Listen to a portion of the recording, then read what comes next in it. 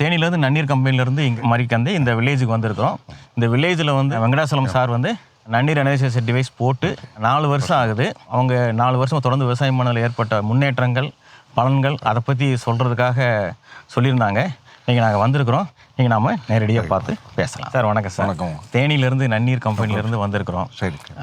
Already நம்ம 4 வருஷத்துக்கு முன்னாடி வந்து இங்கே டிவைஸ் போட்டிருக்கோம். நம்ம கருவி போட்டு 4 வருஷம் ஆச்சு. கருவி போட்ட பிறகு மரங்கள்ல இப்போ எப்படி சார் அன்னைக்கு இருந்ததுக்கு இன்னைக்கு எப்படி சார் இருக்கு? என்னுடைய அனுபவத்தில் வந்து மரங்கள் காய் எண்ணிக்கை வந்து கூடுதல், ஆனால் வந்து எடை கூடி வந்து காயோடைய எடை இருக்கு இல்லைங்களா, அதாவது ஒரு 100 காய் போட்டால் ஒரு 15 கிலோ பருப்பு கிடைக்கும். முதல்ல 10 to 12 தான் வந்துட்டு. சரி.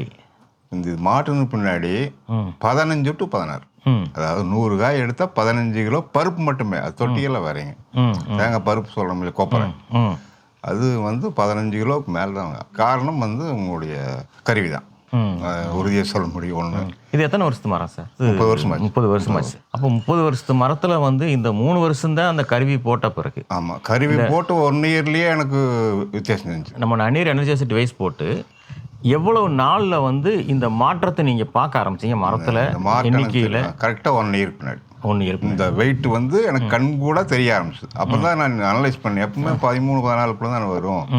அப்போ ரீசன் வந்து இந்த மெஷின் தான். மாடு கண்குட்டியெல்லாம் தண்ணி குடிக்காது முதல்ல குடிக்கும், வேற வழி இல்லை அப்படிங்கிற மாதிரி ஒரு இதில் குடிச்சு இப்போ நல்லா குடிக்குது. அப்புறம் எனக்கே வந்து என்னன்னா, முதல்ல சோப்பெல்லாம் போட்டால் நுரைக்காது. கருவி போட்டதுக்கு முன்னாடி சோப்பு நல்லா நுரைச்சது. அப்போ நம்ம நண்பரும் சொன்னாருங்க, உப்பு கட்டுறது கம்ப்ளீட்டாக ஸ்டாப் ஆயிடுச்சு.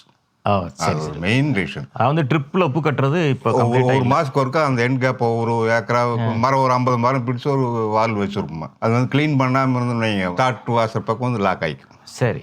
அப்போ ஒரு 15 நாளைக்கு ஒருக்காவா 20 நாளைக்கு ஒருக்கா அந்த எண்ட் கேப் ஓப்பன் பண்ணால் அந்த உப்பு பூரா வெளியே வந்து. சரி.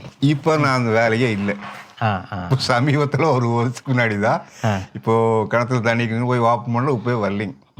அப்போ தான் உங்களை நினச்சிருந்தேன். சரி. இப்போ நம்ம அந்த கருவி போட்ட பிறகு தென்னையில் வந்து சொரிக்காய் வந்து குறைஞ்சிருக்குங்களா? அந்த சொரிக்காய், ஒல்லிக்காய், ஊசிக்காய், காயுடைய வண்ணம் நல்லா இருக்கு. நன்னீர் இந்த கருவி மாட்டில் என்னென்னா கண் கூட தெரிஞ்சது, விவசாயிக்கு உப்பு கட்டுறதில்ல பைப் லைனில், அது மிகப்பெரிய ஒரு வரப்பிரசாதம். காயோட எடை நல்லாவே கண் கூட கூடியிருக்கு. அது என்னுடைய அனுபவத்தை. வடிவம் எப்படி இருக்கு சார்? வடிவம் நல்லா இருக்கு. வடிவம் வந்தால் தான் உங்களுக்கு வடிவம் வந்து அந்த உங்களுக்கு என்ன ரவுண்ட் ஷேப் நல்லா இருக்கும். அப்புறம் காயோட எண்ணிக்கையும் வந்து 15-20% கூடியிருக்கு. பசுமை எப்போ இருந்து வந்தது? போட்டு ஒரு 6 மாதத்துக்குள்ளேயே மரம் கிரீனிஷ் ஆச்சு. ஏன்னா அப்புறம் இந்த வட்டப்பாத்தியில் வந்து இந்த வெள்ளை வடிகிறது ரொம்பவே குறைஞ்சிருச்சு. ஏன்னா முதல்ல பாஞ்சின்னா உங்களுக்கு அப்படியே மேலே வரும். இது இப்போ அது பொங்குறதுல பார்த்தீங்கன்னா அந்த ரவுண்ட் பார்த்தீங்கன்னா வெள்ளை வரல. அதான் அன்னைக்கு நம்ம மாட்டும்போது வெள்ளையாக இருந்தது. ஆமாம், தரையேவும். ஆமாம், அந்த ஒரு 6 மாதத்துல வந்து மரம் கிரீனிஷ் ஆயிடுச்சு. கிரீன் ஆயிடுச்சு. மண்ணு பார்த்தா நல்லா பொதுன்னு உறுதியாக உப்பு கட்டாதுங்க ஒன்று. சரிங்க சார். காயுடைய வடிவம், காயுடைய எண்ணிக்கை, இந்த 3ம் கண்டிப்பாக கூடும். அது உறுதி. அது மட்டும் எந்த விவசாயிக்கானாலும் நம்ம சொல்லலாம்.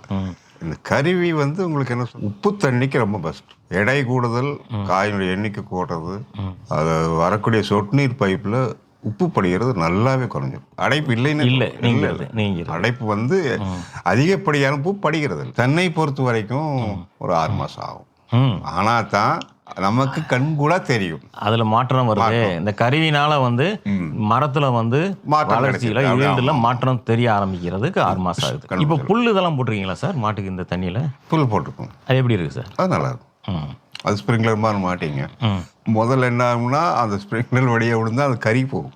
சரி. அதான் தனியாக நான் சொல்ல, தனியாக போர் தண்ணி விழுகும்போது அந்த கட்டை அறுக்கிறோம் இல்லைங்களா, கட்டை வந்து கறி போகும். இது மாட்டுக்கு முன்னாடி அந்த கட்டை காயறது இல்லை, அதோட நிலத்தானது புல்லு நல்லா வருது. இல்லை, என்னுடைய அனுபவத்தில் உறுதியாக சொல்லணுங்க, உப்பு தண்ணிக்கு ரொம்ப ரொம்ப அருமையான ஒரு கருவி. அது மட்டும் என்னால் உறுதியாக சொல்ல முடியும். சரிங்க சார். ரொம்ப நன்றி நம்மளோட பகிர்ந்துக்கிட்டதுக்கு.